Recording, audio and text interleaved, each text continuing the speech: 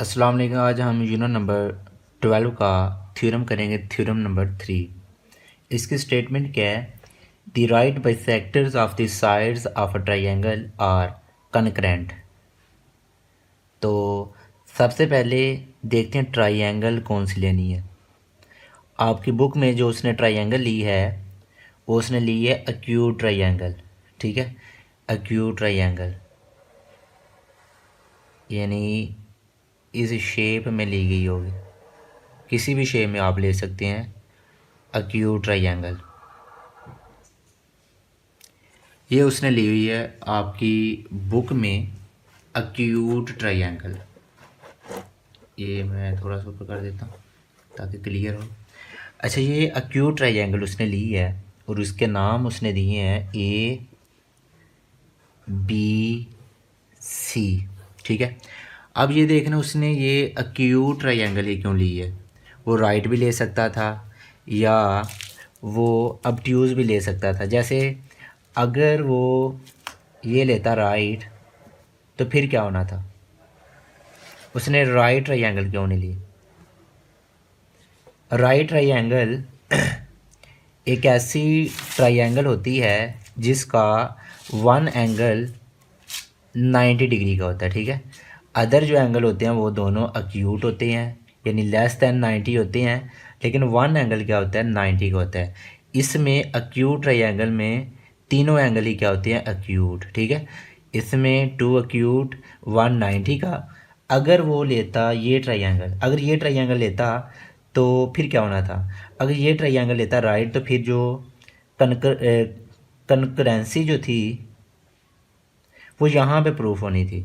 यानी जब ये ड्रा करता राइट बाई सेक्टर इसके ड्रा करता तो इस तरह होने थे। ठीक है, यहाँ पे होनी थी।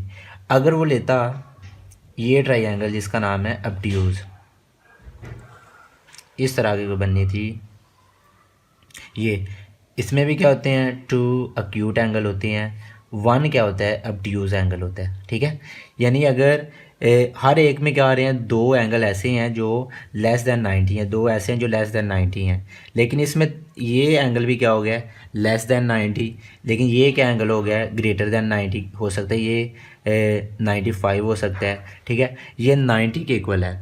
अगर ये लेता तो कनकरेंसी जो थी कहाँ पे ड्रा होनी थी, इस पॉइंट पे।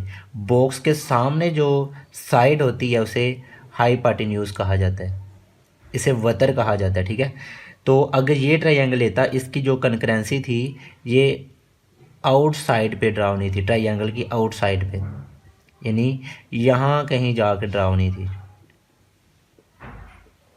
यहाँ पे।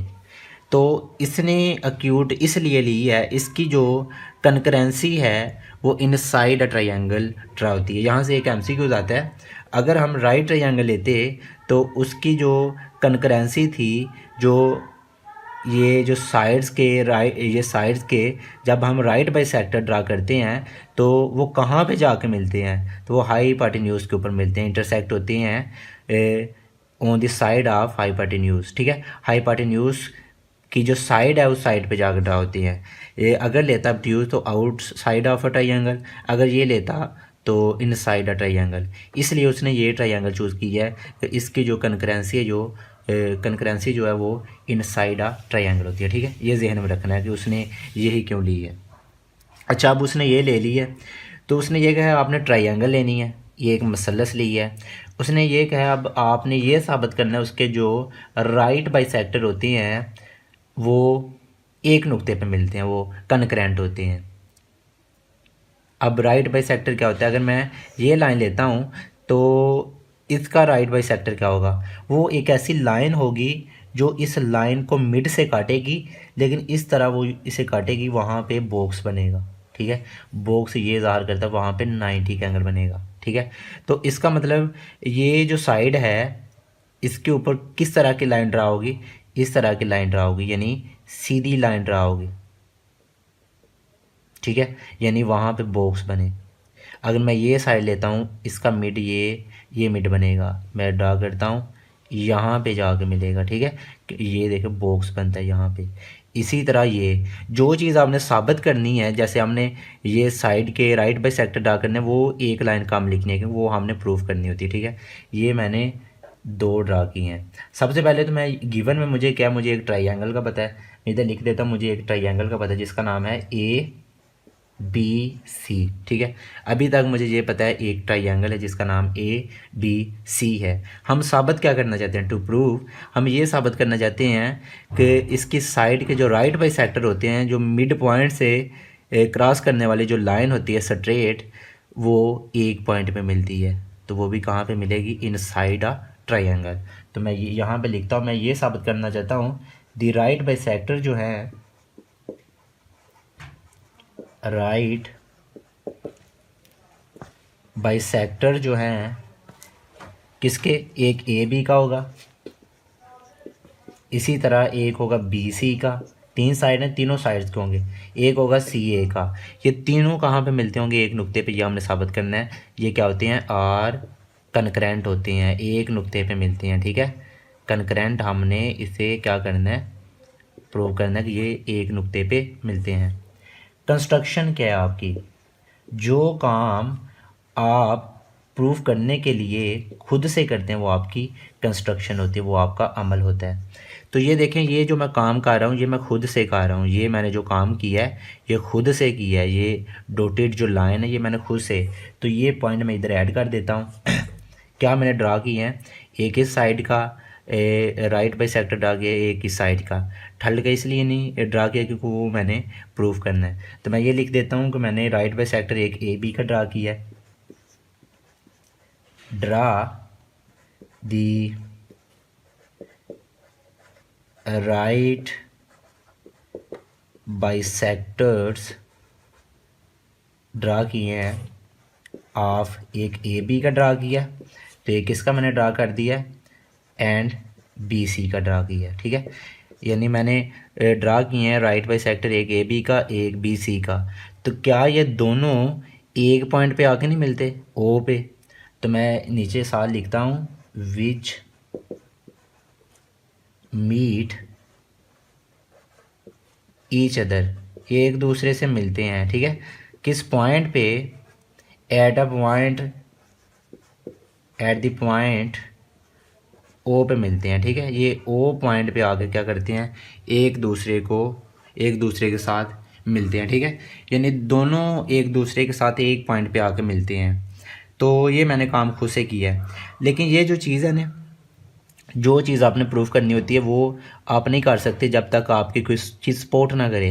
यहाँ पे आपकी सपोर्ट जो करेंगे वो आपके वर्टेक्स करेंगे। ये तीन वर्टेक्स है, यहाँ से लाइन ड्रा करें, जैसे इसकी लाइन मैं ये ड्रा करता हूँ। ठीक है, इसी तरह ये तीनों आपकी सपोर्ट करेंगे। थ्योरम नंबर 6 है, उसमें यही चीज़ हमने प्रूव करनी है, वर्टेक्स से जो लाइन वहाँ से निकलेगी एंगल के, वो होंगे बाइसेक्टर।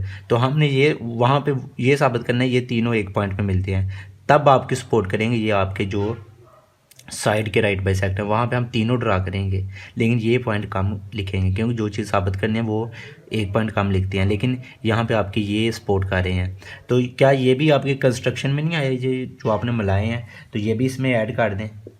सेकंड पॉइंट कंस्ट्रक्शन का, सेकंड पॉइंट क्या आप कंस्ट्रक्शन का ऐड करेंगे, मैं कहता हूँ मैंने जॉइन किया है ए बी सी को ओ के साथ। ठीक है, या ये कह लें join O to A B C के साथ ज्वाइन कर दिया, ओ को क्या किया, तीनों के साथ ज्वाइन किया है। ये आपकी थी कंस्ट्रक्शन। ठीक है, कंस्ट्रक्शन अभी तक की है। तो अब हम ये साबित करते हैं कि ये जो हैं साइड के राइट बाइसेक्टर ये इस पॉइंट पे मिलते हैं, तीनों के तीनों। तो मैंने कहा है जब ये चीज़ आप साबित करेंगे आपके वर्टेक्स आपकी सपोर्ट करेंगे। जब आपने ये वर्टेक्स प्रूफ करने होते हैं फिर आपके ये सपोर्ट करते हैं, साइड के जो बाइसेक्टर होते हैं वो सपोर्ट करते हैं। जब आपने एंगल के बाइसेक्टर कनकरेंट प्रूफ करने होते हैं, थ्योरम नंबर 6 में यही डिफरेंस है, वहाँ पे ये आपकी सपोर्ट करेंगे। वहाँ पे इन चीज़ों को तीनों को आपस में क्या करना होता है, कंग्रुएंट रखना होता है। यहाँ पे वर्टेक्स को रखेंगे, वर्टेक्स को। अब देखना इसी चीज़ को मैं रखूँगा,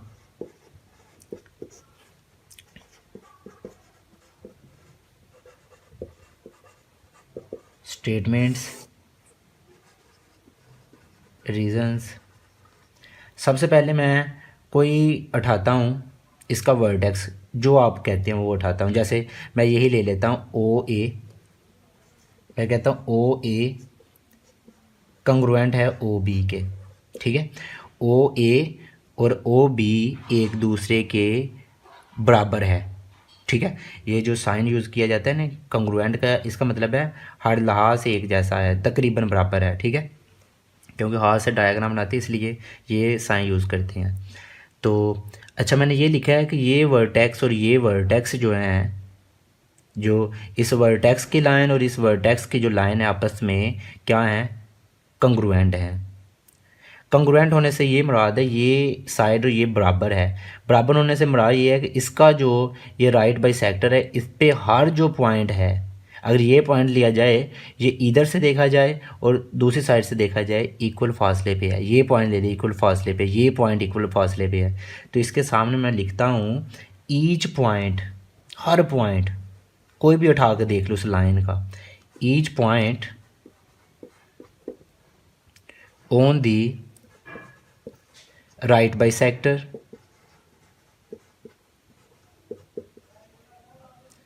बाइसेक्टर, ईच पॉइंट, कोई भी नुक्ता जो राइट बाइसेक्टर के ऊपर मौजूद है, ये लाइन क्या है, ये एक सेगमेंट बनी है। कोई भी लाइन का कोई हिस्सा होता है उसे आप सेगमेंट कहते हैं। ये जो आपकी लाइन है, जो कि आपका इस लाइन के ऊपर क्या है, राइट बाइसेक्टर, इसकी जो सेगमेंट है ऑफ आ सेगमेंट जो है, यानी राइट बाइसेक्टर कि ये जो सेगमेंट है इसके ऊपर हर पॉइंट इसके दोनों बाजुओं से क्या होगा, इक्वी डिस्टेंट पे होगा, ठीक है। इज़ इक्वी डिस्टेंट पे होगा। Each point on the right bisector of the segment is equi distant पे होगा, बराबर फासले पे होगा फ्रॉम इट्स एंड पॉइंट्स, इसके आखिरी जो पॉइंट हैं वहाँ से, फ्रॉम इट्स एंड पॉइंट्स, ठीक है। अभी तक मैंने क्या वर्क किया है, सबसे पहले मुझे पता था एक ट्रायंगल का साबित हमने ये करना है कि साइड के तीनों जो राइट बाइसेक्टर हैं वो एक नुक्ते पे मिलती हैं, ठीक है। ये चीज़ साबित करनी है। कंस्ट्रक्शन क्या है, ये भी आपकी कंस्ट्रक्शन है। जो चीज़ साबित करनी है वो दो लाइनें लेंगे। ये मैंने ली है draw the right bisector of A B C का ड्रा किया है। फिर मैंने सारा लिया वर्टेक्स का, तो तीनों जो वर्टेक्स हैं वो ओ पे मिले हैं। तो मैंने वर्टेक्स की मदद से ये प्रूव करना है कि ये जो साइड के राइट बाइसेक्टर वो एक नुक्ते पे मिलते हैं। सबसे पहले मैं ये लेता हूँ कोई इसका वर्टेक्स की लाइन लेता हूँ, जैसे ओ ए और ओ बी आपस में कंग्रुएंट हैं। मैंने लिखा है कि इसका ईच पॉइंट, ये जो राइट बाइसेक्टर की ये जो लाइन सेगमेंट है, इसके ऊपर हर पॉइंट एंड पॉइंट से क्या होगा, इक्वी डिस्टेंट पे होगा। तो इसका नाम मैं रख लेता हूँ, इक्वेशन नंबर 1 रख लेता हूँ, ठीक है। 1 मैं इसका नाम दे देता हूँ। आगे कोई और पॉइंट ले लें, सपोर्ट आपकी वर्टेक्स करनी है, तीनों वर्टेक्स सारा देंगे आप। जैसे इस वर्टेक्स की लाइन ली है, अब जैसे ये आपस में क्या रखें, कंग्रुएंट रखे हैं। अब ये इसके रख दें, मैं लिखता हूँ ओ बी कंग्रुएंट है ओ सी के। तो क्या अब ये जो लाइन सेगमेंट है इसका हर पॉइंट एंड पॉइंट से इक्वी फासले पे नहीं होगा, ये ले लें, ठीक है। क्योंकि ये आपस में कंग्रुएंट है। कंग्रुएंट से मुराद ये जो लाइन है मिड में है, दोनों साइड से इसका फासला क्या है, एक जैसा है। तो सेम यही स्टेटमेंट इसके लिए है, मैं इसके सामने यही भी लिख देता हूँ एज इन 1, जैसा कि 1 में है, ठीक है, एज इन 1। जैसे इक्वेशन नंबर 1 के लिए ये रीज़न लगाई गई है, सेम इसी के लिए भी वही है। तो अब थर्ड पॉइंट ले लें, तो जो कि हमने लाइन ड्रा नहीं की, लेकिन जो कंडीशन इनके लिए एप्लीकेबल है वही कंडीशन उनके लिए है। मैं फिर लिखता हूँ ओ ए कंग्रुएंट है ओ सी के, ठीक है। ओ ए और ओ सी कंग्रुएंट है, उसका मतलब फिर क्या हुआ, इसका मतलब इसकी भी जो फिर लाइन होगी, ये जो राइट बाइसेक्टर होगा उसके ऊपर हर पॉइंट एंड पॉइंट से क्या होगा, इक्वी फासले पे होगा, ठीक है। तो इसका नाम इक्वेशन 2। तो मैं इसके सामने लिख देता हूँ, ये मैंने कहाँ से रिज़ल्ट लिया कि ये दोनों भी आपस में कंग्रुएंट होंगे। मुझे इन्होंने बताया ये लाइन कंग्रुएंट है, तो ये लाइन इसकी है, तो इसका मतलब ये थर्ड भी होगी। मैं कहता हूँ ये मुझे असल में बताया गया है, मुझे जो बताया वो इक्वेशन नंबर 1 से पता चला है एंड इक्वेशन नंबर 2 से पता चला है कि इसकी जो लाइन है उसके जो पॉइंट होगा वो भी ई साइड से क्या होगा, इक्वी डिस्टेंट भी होगा। ये मैंने तीनों क्या रखी हैं, कंग्रुएंट। इसका मतलब ये है कि ये पॉइंट लिए, ये लाइन ली, ठीक है, इसका जो कॉमन पॉइंट था ओ था, तो ये दोनों ओ पे मिली थी। इसका मतलब ए सी की जो लाइन सेगमेंट है उसका उसके ऊपर ओ मौजूद है। अगर इनके ऊपर मौजूद है तो इसका मतलब उनके ऊपर भी मौजूद है। मैं फिर लिखता हूँ जो पॉइंट है, पॉइंट जो ओ है, ओ जो पॉइंट है is on the right bisector के ऊपर मौजूद है, ठीक है, राइट बाइसेक्टर के ऊपर मौजूद है, ठीक है। ये फिर इसका मतलब इसकी राइट बाइसेक्टर के ऊपर दोनों के मौजूद है, इसकी राइट बाइसेक्टर के ऊपर भी मौजूद होगा। P point O is on the right bisector of किसकी, सी ए की, ठीक है, सी ए की राइट बाइसेक्टर के ऊपर क्या होगा, मौजूद होगा। ये इक्वेशन नंबर 2, ये इक्वेशन नंबर 3 का रिजल्ट जो कि 1 और 2 से आया, तो इसका नाम रखते हैं इक्वेशन नंबर 4, ठीक है, इक्वेशन नंबर 4 रखता हूँ। तो इसके सामने मैं लिखता हूँ, इसका मतलब ये है कि ओ इस लाइन के ऊपर मौजूद है। इसका मतलब ये जो लाइन के ऊपर हर पॉइंट एंड पॉइंट से क्या होगा, इक्वल फासले पे होगा, ए से भी और सी से भी। मैं कहता हूँ जो ओ है, O is equi distant,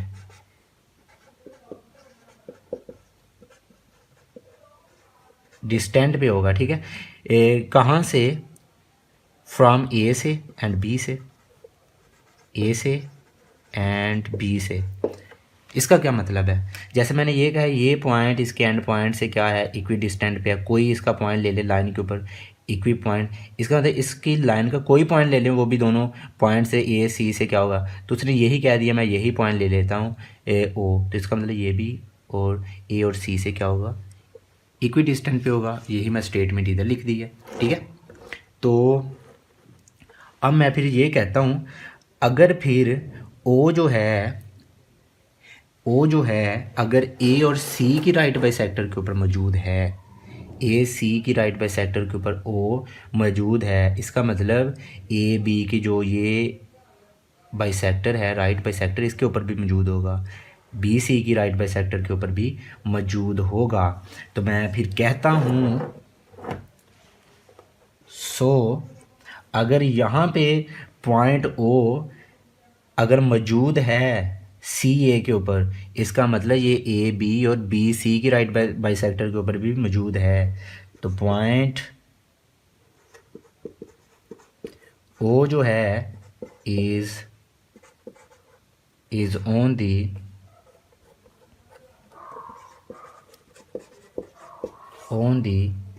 right bisector के ऊपर मौजूद है, किसकी, ऑफ ए बी और बी सी जो थी, A B and B C. ये मुझे रिज़ल्ट मिला है, ये चीज़ मैं कह रहा हूँ दोबारा देख ले। मैं ये कह रहा हूँ कि अगर ओ पॉइंट जो है इसकी जो राइट बाइसेक्टर मैंने ड्रा नहीं की उसके ऊपर मौजूद है, ए और सी से इक्वी डिस्टेंट पे है, इसका मतलब ए बी की जो लाइन सेगमेंट है जो ये राइट बाइसेक्टर की, तो इसके ऊपर जो ओ है दोनों पॉइंट से इक्वी डिस्टेंट पे है। इसी तरह ये लाइन ले लें तो इसके ऊपर जो ओ है दोनों साइड से क्या है, इक्वी डिस्टेंट पे है। तो यही चीज़ मैंने इधर लिख दी है, ठीक है।